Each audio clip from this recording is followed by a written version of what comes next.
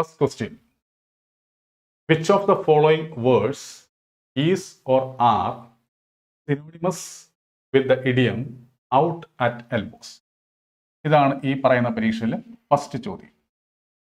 അതായത് out touch elbows എന്ന് പറയുന്ന ഇഡിയം, ആ ഇഡിയത്തിന് സിനോണിമസ് ആയിട്ട് വരുന്ന വാക്കുകൾ ഏതെന്നാണ് ചോദിച്ചിരിക്കുന്നത്.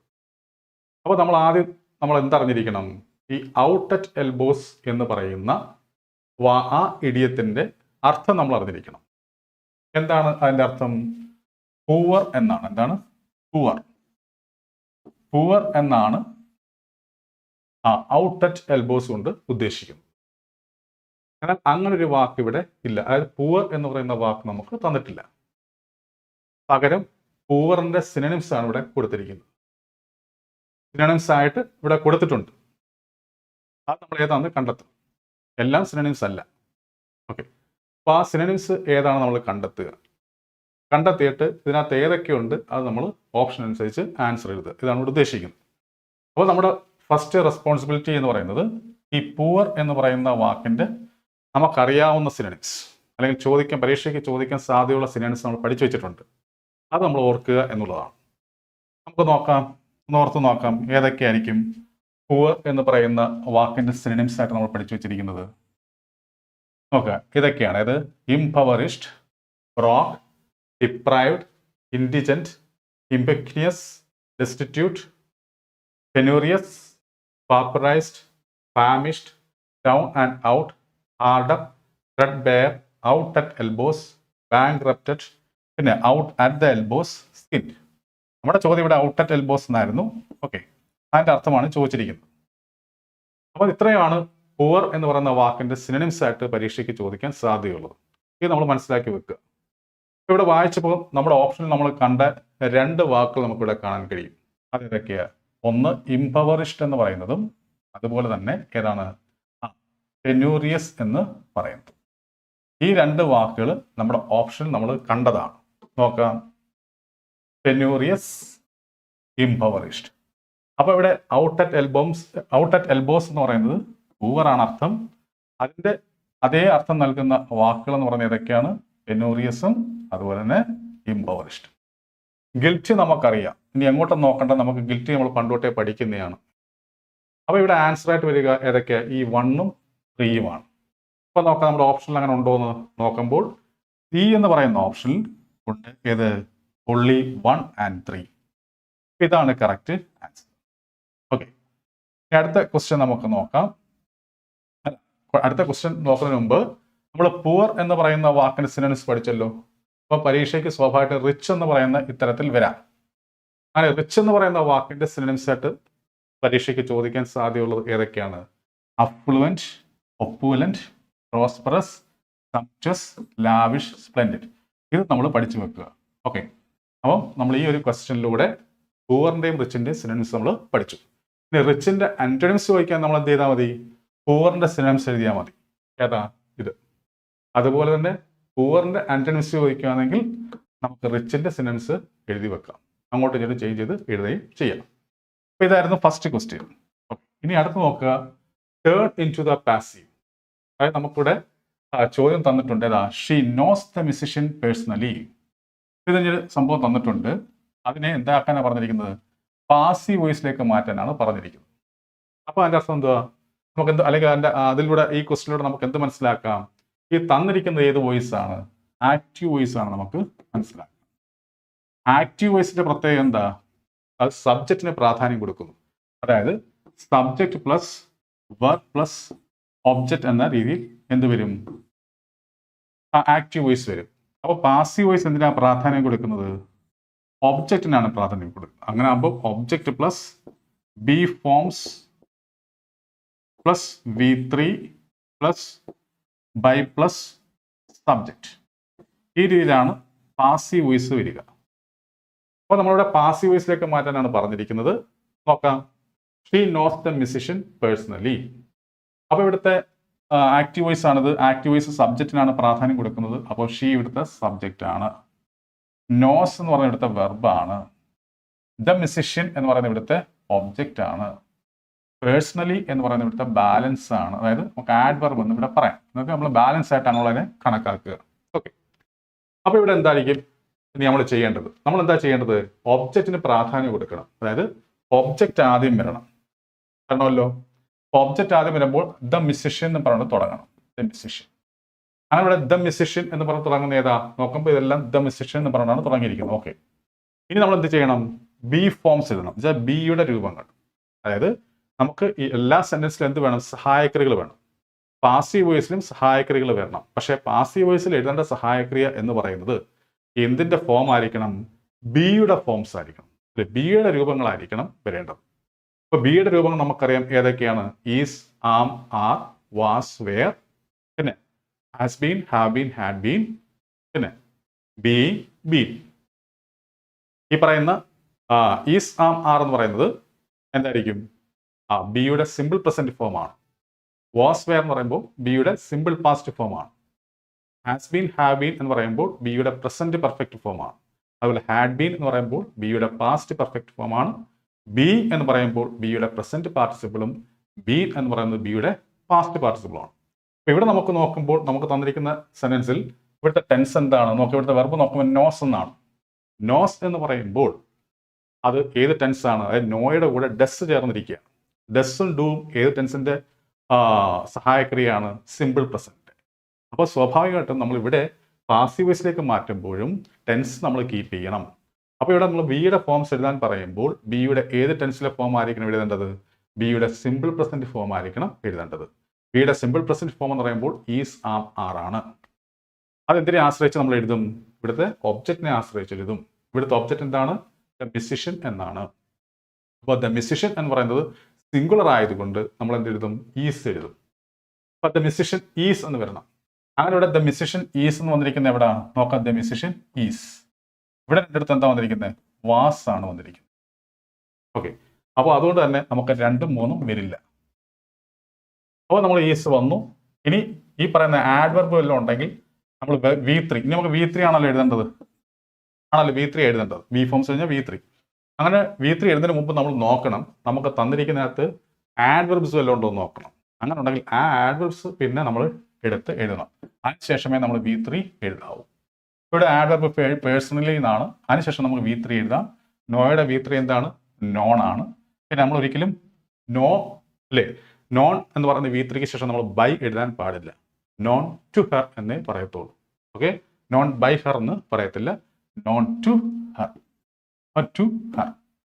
അപ്പോൾ ഇതാണ് കറക്റ്റ് ആൻസർ. അതായത് ഈ പറയുന്ന ഫസ്റ്റ് എന്ന് പറയുന്ന ഈ ഓപ്ഷനാണ് ഇതിനകത്ത് ആൻസർ ആയിട്ടുള്ളത്. The musician is personally known to her. അപ്പോൾ അങ്ങനെ ഇതിനകത്ത് എന്താണ്? ഒൺലി ഐ, അതായത് എ എന്ന് പറയുന്ന ഓപ്ഷനാണ് കറക്റ്റ് ആൻസർ ആയിട്ട് വരിക. ഓക്കെ, ഇനി അടുത്ത ചോദ്യം നമുക്ക് നോക്കാം. നോക്കുക. Find one word substitute or substitutes for a person who hates and avoids other people. അപ്പോൾ ഇത് വൺ വേർഡുമായി ബന്ധപ്പെട്ട ചോദ്യമാണ്. അതായത് a person who hates and avoids other people. അതായത് ഒരു വ്യക്തി, ആ വ്യക്തി എന്ത് ചെയ്യുന്നു? മറ്റുള്ളവരെ ഒഴിവാക്കുകയും അവരെ വെറുക്കുകയും ചെയ്യുന്നു. അങ്ങനെയുള്ള വ്യക്തികളെ നമുക്ക് എന്ത് വിളിക്കാം? നോക്കാം. നമുക്ക് തന്നിരിക്കുന്ന ഓപ്ഷൻ നോക്കുക. ആന്ത്രോപോളജിസ്റ്റ് എന്ന് കൊടുത്തിട്ടുണ്ട്. ആന്ത്രോപോളജിസ്റ്റിന്റെ അർത്ഥം നമുക്കറിയാം. എന്താണ് ആന്ത്രോപോളജിസ്റ്റ് എന്ന് വെച്ച് കഴിഞ്ഞാൽ നരവംശ ശാസ്ത്രജ്ഞൻ എന്നാണ് ആന്ത്രോപോളജിസ്റ്റ് കൊണ്ട് ഉദ്ദേശിക്കുന്നത്. ആണല്ലോ. അങ്ങനെയാണെങ്കിൽ ഫിലാന്ത്രോപിസ്റ്റ് എന്താണ്? മനുഷ്യ സ്നേഹി എന്നർത്ഥം. മനുഷ്യരെ സ്നേഹിക്കുന്ന, മനുഷ്യരെ ഇഷ്ടപ്പെടുന്ന എന്നർത്ഥമില്ല. അപ്പോൾ മിസാന്ത്രോപിസ്റ്റ് അല്ലെങ്കിൽ മിസാന്ത്രോപ്പ് എന്ന് വെച്ചാൽ എന്താർത്ഥം? ഈ ഫിലാന്ത്രോപിസ്റ്റിന്റെ ഓപ്പോസിറ്റ്, അതായത് മനുഷ്യനെയൊക്കെ വെറുക്കുന്നവർ അല്ലെങ്കിൽ ഇഷ്ടമല്ലാത്തവർ. അപ്പോൾ അതാണ് ഇവിടെ ചോദിച്ചിരിക്കുന്നത്. അങ്ങനെയാകുമ്പോൾ ഇവിടുത്തെ കറക്റ്റ് ആൻസർ ഈ പറയുന്ന 3 എന്ന് പറഞ്ഞിരിക്കുന്ന ഈ ഓപ്ഷനാണ്. അത് നമുക്ക് ആൻസർ ആയിട്ട് വന്നിരിക്കുന്നത് ഏതാ? നോക്കുമ്പോൾ സി അല്ല, ഡി എന്ന് പറയുന്നത് അല്ലേ, ഒൺലി 3. ഇതാണ് കറക്റ്റ് ആൻസർ, ഡി എന്ന് പറയുന്ന ഓപ്ഷൻ. അപ്പോൾ ഇതാണ് ശരിയായിട്ടുള്ള ആൻസർ. അടുത്ത ചോദ്യം നമുക്ക് നോക്കാം. Identify the wrongly spelt word or words. Wrongly spelt ആയിട്ടിരിക്കുന്ന വാക്കുകളോ അല്ലെങ്കിൽ വേർഡോ കണ്ടെത്താനാണ് പറഞ്ഞിരിക്കുന്നത്. അപ്പോൾ ഇവിടെ നോക്കുക. നാർസിസ്റ്റിക് എന്ന് കൊടുത്തിട്ടുണ്ട്, വോക്ക് എന്ന് കൊടുത്തിട്ടുണ്ട്, നർസിയസ് എന്ന് കൊടുത്തിട്ടുണ്ട്. ഇവിടെ നോക്കുമ്പോൾ ഈ പറയുന്ന 1 and 3 തെറ്റിച്ചാണ് കൊടുത്തിരിക്കുന്നത്. നോക്കുക. നാർസിസ്റ്റിക് എന്ന് പറയുമ്പോൾ ഇവിടെ സി അല്ല വരേണ്ടത്, എസ് ആണ്. 2 S ആണ് ഇവിടെ വരേണ്ടത്. ഇവിടെ നോക്കുമ്പോൾ ഈ ഐക്ക് പകരം ഇ ആയിരുന്നു വരേണ്ടത്. ഇവിടെ തെറ്റായിട്ട് കൊടുത്തിരിക്കുന്ന ഈ 3ഉം 1ഉം ആണ്. അപ്പം 1 and 3 അതേതാണ് ഈ സി എന്ന് പറയുന്ന ഓപ്ഷൻ. ഇതാണ് കറക്റ്റ് ആൻസർ. ഇനി ഇതിൻ്റെയൊക്കെ അർത്ഥം എന്താണ്? നാർസിസ്റ്റിക് എന്ന് വെച്ചാൽ എന്താ അർത്ഥം? നമുക്കറിയാമല്ലോ, സ്വന്തം ഇഷ്ടങ്ങൾക്കും താല്പര്യങ്ങൾക്കും അല്ലെങ്കിൽ സ്വന്തമായിട്ട് അങ്ങനെയുള്ള കാര്യങ്ങൾക്ക് കൂടുതൽ പ്രാധാന്യം കൊടുക്കുന്ന ആണ് നമ്മൾ നാർസിസ്റ്റിക് എന്ന് പറയുന്നത്. ഇനി നേഴ്സിയസ് എന്ന് വെച്ചാൽ എന്താ അർത്ഥം? വൊമിറ്റിംഗ് ടെൻഡൻസി എന്നർത്ഥമില്ല അല്ലേ? വോക്ക് നമുക്കറിയാമല്ലോ, ശൂന്യം. അപ്പോൾ അങ്ങനെ ഇവിടുത്തെ കറക്റ്റ് ആൻസർ സി എന്ന് പറയുന്ന ഓപ്ഷനാണ്. ഓക്കെ, സി ആണ് ശരിയായിട്ടുള്ള ആൻസർ.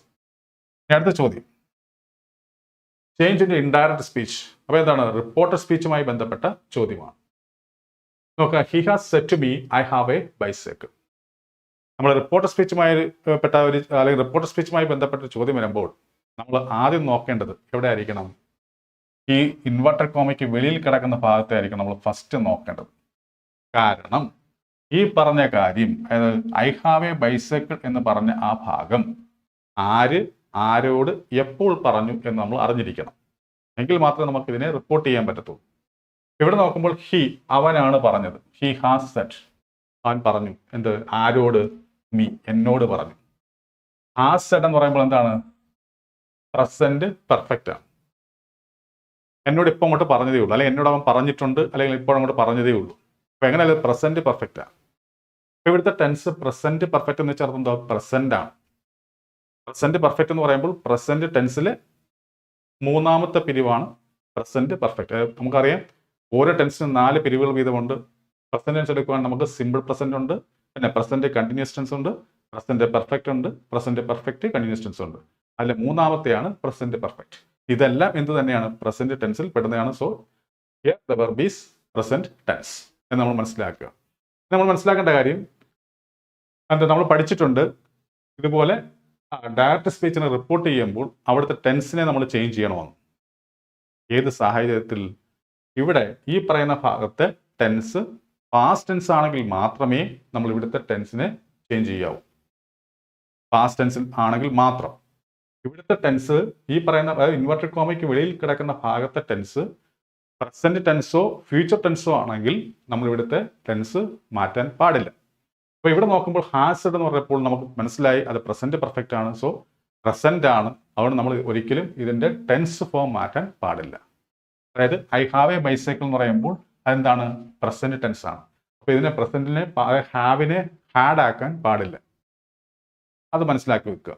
ഇനി നമ്മൾ റിപ്പോർട്ട് ചെയ്യാൻ പോവാണ്. നോക്കുമ്പോൾ ഈ ഐ ഹാവ് എ ബൈസൈക്കിൾ എന്ന് പറയുന്ന ഇത് എന്തൊരു സെന്റൻസ് ആണ്? ഈ പറഞ്ഞ കാര്യം ഏത് സെന്റൻസ് ആണ്? അസർട്ടീവ് സെന്റൻസ് ആണ്. എന്നുവെച്ചാൽ സ്റ്റേറ്റ്മെന്റ് ആണ്. സ്റ്റേറ്റ്മെന്റ് രൂപത്തിന്റെ പ്രത്യേകത എന്താ? Subject plus verb plus parents എന്ന രീതിയിൽ വരും. ഇതാണ് അസർട്ടീവ് സെന്റൻസിന്റെ പ്രത്യേകത. നമുക്ക് ഇത്തരത്തിൽ ഡയറക്റ്റ് സ്പീച്ചിനെ നമുക്ക് തന്നിരിക്കുന്ന ഡയറക്റ്റ് സ്പീച്ച് ഒരു അസർട്ടീവ് സെന്റൻസ് ആണെങ്കിൽ നമ്മൾ അതിനെ എങ്ങനെ റിപ്പോർട്ട് ചെയ്യണം? ദാറ്റ് ചേർക്കണം. അത് നമ്മൾ സെഡ് ദാറ്റ് എന്നോ ടോൾഡ് ദാറ്റ് എന്നോ റിപ്പോർട്ട് ചെയ്യുന്നതിന് മുമ്പായിട്ട് നമ്മൾ ചേർക്കണം. നമ്മൾ സെഡ് ദാറ്റ് എന്ന് പറയുന്നത് എപ്പോഴായിരിക്കും? ഇവിടെ ഒബ്ജക്റ്റ് ഇല്ല എങ്കിൽ. നമുക്ക് ഈ പറയുന്ന ഭാഗത്ത് ഒരു ഒബ്ജക്റ്റ് ഇല്ല എങ്കിൽ നമ്മൾ സെഡ് ദാറ്റ് എന്ന് എഴുതും. ഇനി ഇവിടെ ഒബ്ജക്റ്റ് ഉണ്ടെങ്കിലോ നമ്മൾ ടോൾഡ് ദാറ്റ് എന്ന് എഴുതും. ഇവിടെ നോക്കുമ്പോൾ മീ എന്ന് പറയുന്ന ഒബ്ജക്റ്റ് ഉണ്ട്, അതുകൊണ്ട് നമ്മൾ ടോൾഡ് ദാറ്റ് എന്നേ പറയാവും. അപ്പോൾ എങ്ങനെ വരണം? ഹി ഹാസ് ടോൾഡ് ദാറ്റ് എന്ന് വരണം. Sorry, told me. He has told me that. നമ്മൾ ടോൾഡ് ദാറ്റ് എഴുതുമ്പോൾ അല്ലെ, ടോൾഡ് ദാറ്റ് എന്ന് എഴുതുന്ന സമയത്ത് ടോൾഡിന്റെ ദാറ്റിന്റെ ഇടയ്ക്ക് എന്ത് വരണം? ഒബ്ജക്റ്റ് വരണം. ഇവിടുത്തെ ഒബ്ജക്റ്റ് ഏതാ? മീ ആണ്. അപ്പം ടോൾഡ് മീ ദാറ്റ് എന്ന് പറയണം അല്ലേ. He has told me that എന്ന് പറയണം. ആണ് വന്നിരിക്കുന്നത്. നോക്കുമ്പോൾ ഇവിടെ ഹി ഹാഡ് ടോൾഡ് മീ എന്ന് എഴുതിയിരിക്കുന്നത് അത് തെറ്റാണ്. ഇവിടെ ഹി ഹാഡ് ടോൾഡ് മീ എന്ന് എഴുതിയിരിക്കുന്നത് അത് തെറ്റാണ്. കാരണം ഇവിടെ ടെൻസ് മാറ്റി എഴുതി. ഹാസിന് പകരം ഹാഡ് എന്ന് എഴുതി വെച്ചു. എന്നാൽ ഇവിടെ നോക്കുമ്പോൾ he has told me that, ഇത് correct. He has told me that. ഈ ഐ എന്തായി മാറും? ഹി ആയി മാറും. കാരണം ഇവനാണല്ലോ പറയുന്നത്. അതുകൊണ്ട് ഹി മാറി, ഈ ഇവിടുത്തെ ഐ മാറി ഹി ആവണം. അപ്പൊ ഹി. ഇനി ഹി എഴുതി കഴിഞ്ഞാൽ പിന്നെ നമ്മൾ ഹാവ് എന്ന് എഴുതാൻ പറ്റുമോ? പറ്റത്തില്ല. പ്രസന്റ് ആയിരിക്കണം. പ്രസന്റ് ടെൻസിൽ ഹാസും ഹാവും പ്രസന്റാണ് അല്ലേ. ഹാവിന്റെ പ്രസന്റ് ഫോംസ് ഏതൊക്കെയാ? ഹാസും ഹാവും. അത് നമ്മൾ എന്തിനനുസരിച്ച് എഴുതുന്നത്? സബ്ജക്റ്റിന്റെ നമ്പേഴ്സിനനുസരിച്ച്. അതായത് സബ്ജക്റ്റ് സിംഗുലർ ആണോ പ്ലൂറൽ ആണോ എന്ന് നോക്കിയാണ് നമ്മൾ എഴുതേണ്ടത്. ഇവിടെ സബ്ജക്റ്റ് ഐ വന്നതുകൊണ്ടാണ് നമ്മൾ ഹാവ് എഴുതിയത്. പ്രസന്റ് ടെൻസിൽ മാത്രം ഐ എന്തായിട്ട് കണക്കാക്കുന്നു, പ്ലൂറലായി കണക്കാക്കുന്നു. അതുകൊണ്ട് നമ്മളിവിടെ ഹാവ് എഴുതി. ആ ഐ മാറി ഹി ആയപ്പോൾ അതെന്തായി മാറി, സിംഗുലറായി മാറി. അതുകൊണ്ട് ഹാസ് എന്ന് എഴുതണം. അങ്ങനെ ഹാസ് എന്ന് എഴുതുമ്പോഴും ഇവിടുത്തെ എന്ത് മാറുന്നില്ല, ടെൻസ് ഫോം മാറുന്നില്ല. He has A bicycle. ഇവിടുത്തെ കറക്റ്റ് ആൻസർ എന്ന് പറയുന്നത് ഈ പറയുന്നതാണ്. ഏതാ? He has told me that he has A bicycle എന്ന് പറയുന്ന നമ്മുടെ ഈ ഭാഗമാണ് കറക്റ്റ് ആൻസർ ആണല്ലോ. അങ്ങനെ ഇത് വന്നിരിക്കുന്നത് ഏതാ, ഓപ്ഷൻ ഏതാ, ടു ഓൺലി. നോക്കുമ്പോൾ ബി എന്ന് പറയുന്ന ഓപ്ഷൻ അല്ലേ, ഓൺലി ടു. ഇതാണ് കറക്റ്റ് ആൻസർ. ഇനി അടുത്ത ചോദ്യം നമുക്ക് നോക്കാം. മത്സര പരീക്ഷകളിൽ ഇംഗ്ലീഷ് ആണോ നിങ്ങളെ കുഴപ്പിക്കുന്നത്? എന്നാൽ ഇനി ആ ടെൻഷൻ വേണ്ട. ഇപ്പോൾ തന്നെ രഞ്ജിത്ത് ഇംഗ്ലീഷ് എന്ന ലേണിംഗ് ആപ്പ് ഡൗൺലോഡ് ചെയ്യൂ. Kerala PSC, SSC, UPSC, bank തുടങ്ങിയ എല്ലാ പരീക്ഷകൾക്കുമായിട്ടുള്ള ഇംഗ്ലീഷ് ക്ലാസുകൾ ഇനി അനായാസം പഠിക്കാം. എക്സ്പീരിയൻസ്ഡ് ഫാക്കൽറ്റിയുടെ ലൈവ് ആൻഡ് റെക്കോർഡഡ് ക്ലാസുകൾ ലഭ്യമാണ്. കൂടുതൽ വിവരങ്ങൾക്കായി 8848697278 എന്ന നമ്പറിലേക്ക് വാട്സ്ആപ്പ് ചെയ്യൂ.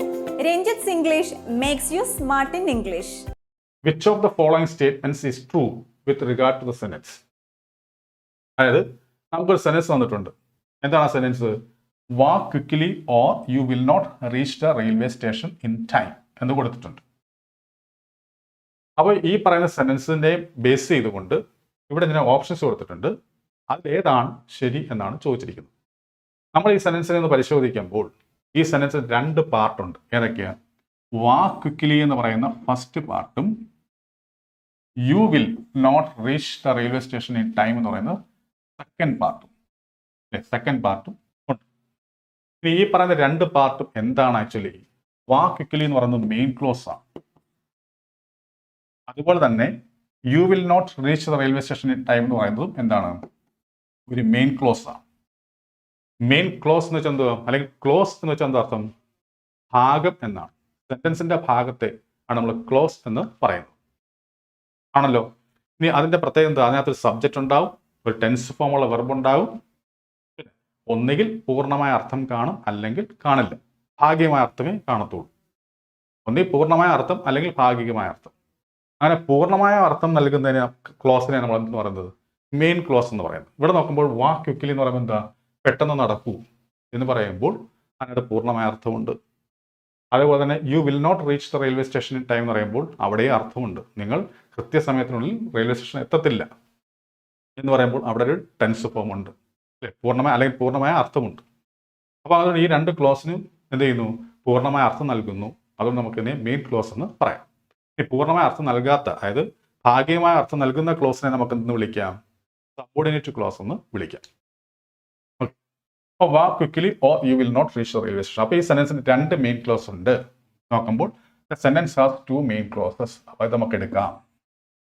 ഇനി അങ്ങനെ രണ്ട് മെയിൻ ക്ലോസുകൾ വരികയാണെങ്കിൽ, അല്ലെങ്കിൽ രണ്ടോ അതിൽ കൂടുതലോ മെയിൻ ക്ലോസുകളെ ഇത്തരത്തിൽ കൺജങ്ഷൻ കൊണ്ട് കൂട്ടിയോജിപ്പിക്കുന്നുവെങ്കിൽ അങ്ങനെയുള്ള സെന്റൻസ് നമുക്ക് എന്ന് വിളിക്കാം? കോമ്പൗണ്ട് സെന്റൻസ് എന്ന് വിളിക്കാം. അപ്പോൾ ഇവിടെ രണ്ട് മെയിൻ ക്ലോസും ഉണ്ട്, ഒപ്പം ഇത്തരത്തിൽ ബന്ധിപ്പിച്ചിരിക്കുന്നു. അപ്പോൾ ഒരു കോമ്പൗണ്ട് സെന്റൻസുമാണ്. നോക്കുമ്പോൾ the sentence is A compound sentence. രണ്ട്. അപ്പം അങ്ങനെ ഇത് രണ്ട് നമുക്ക് പരിഗണിക്കാം. 1 and 2 അങ്ങനെ വന്നിരിക്കുന്നത് ഏതാ?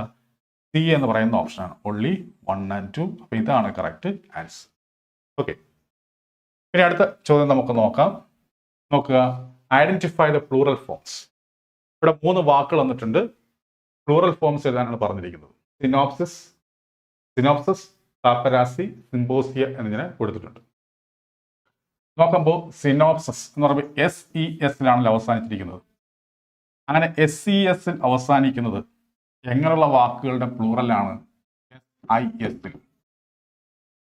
അതായത് ഒരു വാക്ക് SISൽ അവസാനിക്കുന്നുവെങ്കിൽ, ഉദാഹരണത്തിന് ക്രൈസിസ്, CRISIS, ക്രൈസിസ്. എന്താണ് ക്രൈസിസ്? പ്രതിസന്ധി എന്നർത്ഥം. ആ വാക്ക് എങ്ങനെ അവസാനിച്ചിരിക്കുന്നത്? SISലാണ് അവസാനിച്ചിരിക്കുന്നത്. ഇത് സിംഗുലറാണ്. ഇത് അങ്ങനെ SISൽ അവസാനിക്കുന്ന സിംഗുലർ ആയിട്ടുള്ള വാക്കുകളുണ്ട്. ആ വാക്കുകളുടെ പ്ലൂറൽ ഫോം എങ്ങനെ ആയിരിക്കും? ആ SISന് പകരം ഇതേപോലെ SES എന്ന് വരും. അപ്പോൾ ഇത് പ്ലൂറൽ ഫോമാണ്. എന്തിൻ്റെ സിനോപ്സിസ് എന്ന് പറയുന്ന അല്ലെ SIS സിനോപ്സിസ് എന്ന് പറയുന്ന വാക്കിന്റെ പ്ലൂറൽ ഫോമാണ് സിനോപ്സിസ്. ഇനി പാപ്പരാസി എന്ന് പറയുമ്പോഴോ ഇതും പ്ലൂറലാണ്. എന്തിൻ്റെ പാപ്പരാസോ പാപ്പരാസോ എന്ന് പറയുന്ന സിംഗുലറിന്റെ പ്ലൂറൽ ഫോം ആണ് പാപ്പരാസി. നമ്മൾ പത്രപ്രവർത്തകരെ വിളിക്കുന്ന പേരാണ് പാപ്പരാസി. പത്രപ്രവർത്തകരെ അല്ലെങ്കിൽ അത്തരത്തിലുള്ള മാധ്യമ പ്രവർത്തകരെ ഗ്രൂപ്പായി വിളിക്കുന്നതാണ് പാപ്പരാസി കൊണ്ട് ഉദ്ദേശിക്കുന്നത്. ഇനി സിംബോസിയ എന്ന് പറയുന്നത് പ്ലൂറലാണ്. എന്തിൻ്റെ സിംബോസിയം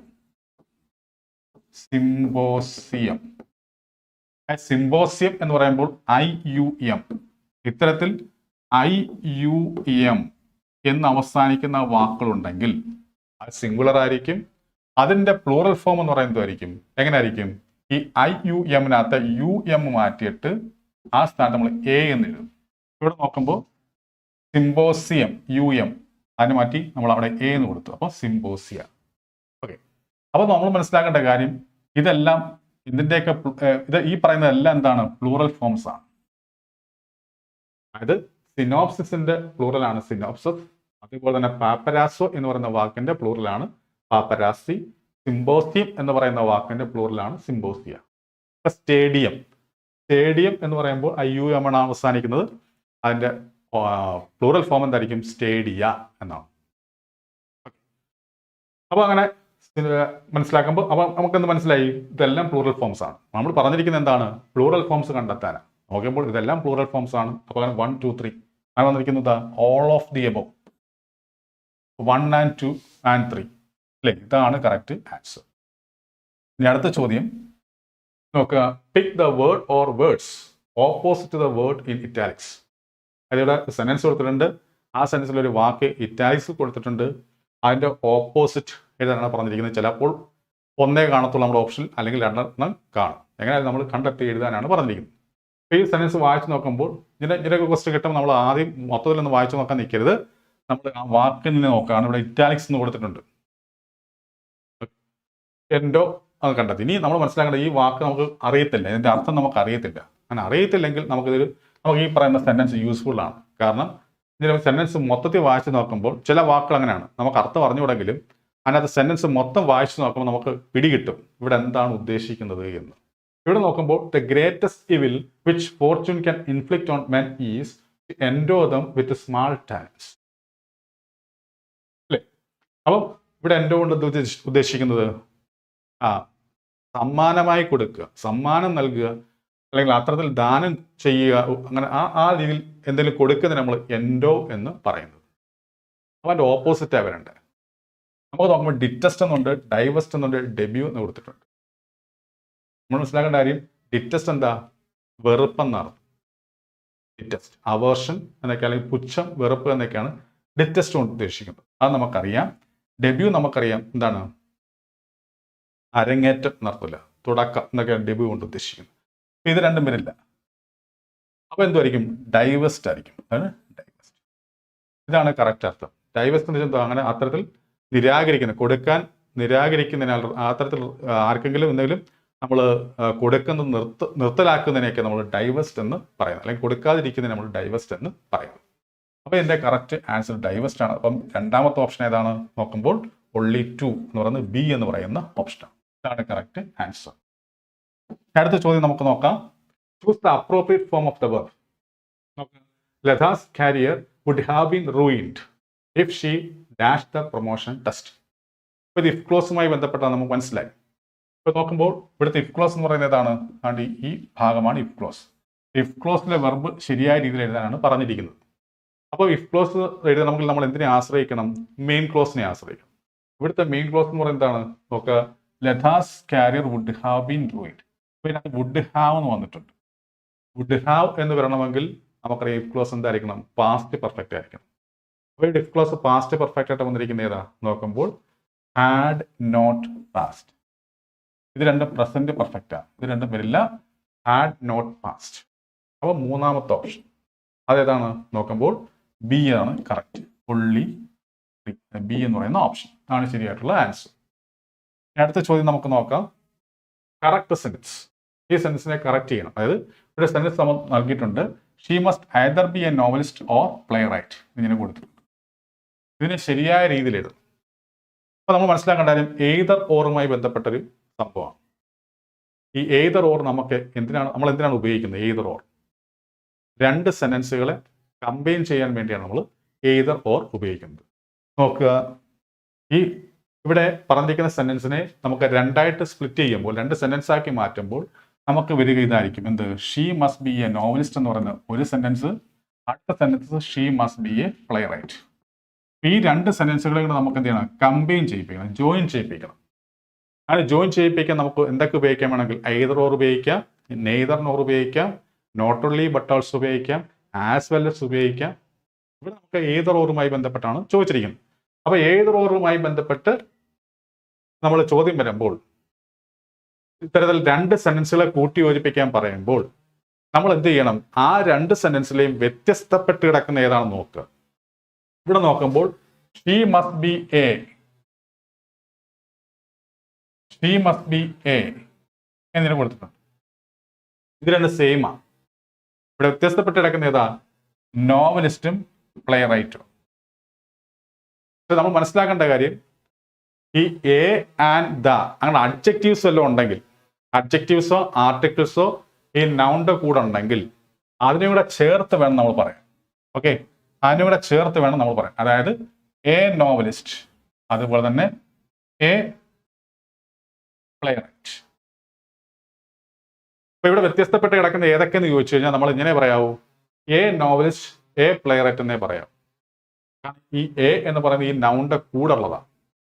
ഇത്തരത്തിൽ ആർട്ടിക്കിൾസോ ഡിറ്റർമിനറോ അതുപോലെ തന്നെ ഈ പറയുന്ന അഡ്ജക്റ്റീവ്സോ ഒക്കെ ഉണ്ടെങ്കിൽ നമ്മൾ അതും കൂടെ ചേർത്ത് വേണം പറയാൻ. അപ്പം എ നോവലിസ്റ്റ്, അപ്പോൾ എ പ്ലേ റൈറ്റ്. ഇവിടെ വ്യത്യസ്തപ്പെടുന്ന ഈ പറയുന്ന രണ്ടെണ്ണമാണ്. ഈ രണ്ടെണ്ണമാണ് ഇവിടെ വ്യത്യസ്തപ്പെട്ട് കിടക്കുന്നത്. അപ്പൊ ഇവയായിരിക്കണം നമുക്ക് കൂട്ടി യോജിപ്പിക്കാൻ നമ്മൾ മനസ്സിലാക്കേണ്ട കാര്യം അല്ലേ. നമ്മൾ ചെയ്യേണ്ടത് ഇത്തരത്തിൽ കൂട്ടി യോജിപ്പിക്കാൻ പറയുമ്പോൾ നമ്മൾ ഈ സെയിം ആയിട്ടുള്ള നമ്മൾ എഴുതുക.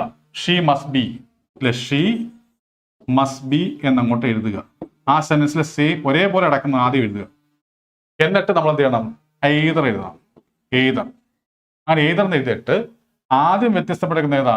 A novelist, A novelist. എന്നിട്ട് നമ്മൾ ഓർ എഴുതണം. ഓർ എഴുതിയിട്ട് പിന്നെ അടുത്തത് എ പ്ലേ റൈറ്റ്. അങ്ങനെ എഴുതാം. അപ്പൊ ഇവിടെ ഞാൻ കൊടുത്തിട്ടുണ്ട്. അങ്ങനെ നോക്കാം. ഫസ്റ്റ് സെന്റൻസ് നോക്കുക, ഈ രീതിയിൽ എഴുതാം. ഷീ മസ്റ്റ് ബി, ഇത് കോമൺ ആണ്. ഷീ മസ്റ്റ് ബി എന്നുള്ളത് കോമൺ ആണ്. പിന്നെ ഐദർ നമ്മൾ എഴുതുന്നു, എന്നിട്ട് a novelist, then or a playwright. ഇങ്ങനെയും എഴുതാം. പിന്നെ നമുക്ക് എന്ത് ചെയ്യാം? ഞാൻ നേരത്തെ പറഞ്ഞ പോലെ ഇവിടുത്തെ വെർബ് അല്ലെങ്കിൽ വെർബോ സഹായക്രിയകളോ അതും കൂടെ വേണമെങ്കിൽ നമുക്ക് ഇതിന്റെ കൂട്ടത്തിൽ ചേർക്കാം. അപ്പൊ അങ്ങനെ നമുക്ക് എഴുതാം ഷീ മസ്റ്റ് എയ്തർ. അപ്പം കോമൺ ആയിട്ട് വരിക ഷീ മസ്റ്റ് ആയിരിക്കും. She must either be a novelist or be a playwright. ഈ രണ്ട് തരത്തിൽ നമുക്ക് എഴുതാം എയ്തർ ഓർ വെച്ച്. ഫസ്റ്റ് എന്താണ്? ഇത്തരത്തിൽ വ്യത്യസ്തപ്പെട്ട് കിടക്കുന്നതിന്റെ കൂടെ ഇത്തരത്തിൽ ആർട്ടിക്കിൾസോ അഡ്ജക്റ്റീവ്സോ ഡിറ്റർമിനേഴ്സോ ഉണ്ടെങ്കിൽ അതും കൂടെ ചേർത്ത് നമുക്ക് എഴുതാം. പിന്നെ നമുക്ക് എങ്ങനെ എഴുതാം? ഇത്തരത്തിൽ വെർബ് ഫോംസ് അതുണ്ടെങ്കിൽ അതും കൂടെ ചേർത്ത് നമുക്ക് എഴുതാം. അപ്പൊ ഈ രണ്ട് തരത്തിൽ നമുക്ക് ഇത് എഴുതാൻ പറ്റും എയ്തർ ഓർ വെച്ച്. അതായത് ഒന്നുകിൽ she must be either a novelist or a playwright എന്ന് എഴുതാം, അല്ലെങ്കിൽ she must either be a novelist or be a playwright എന്ന് നമുക്ക് എഴുതാം. അപ്പോൾ ഇവിടെ നോക്കുമ്പോൾ നമുക്ക് തന്നിരിക്കുന്ന ക്വസ്റ്റ്യൻ നമ്മൾ നോക്കുമ്പോൾ ഫസ്റ്റ് നമുക്ക് നോക്കാം ഷീ മസ്റ്റ് ബി. ഇത് കോമൺ ആണല്ലോ, ഷീ മസ്റ്റ് ബി.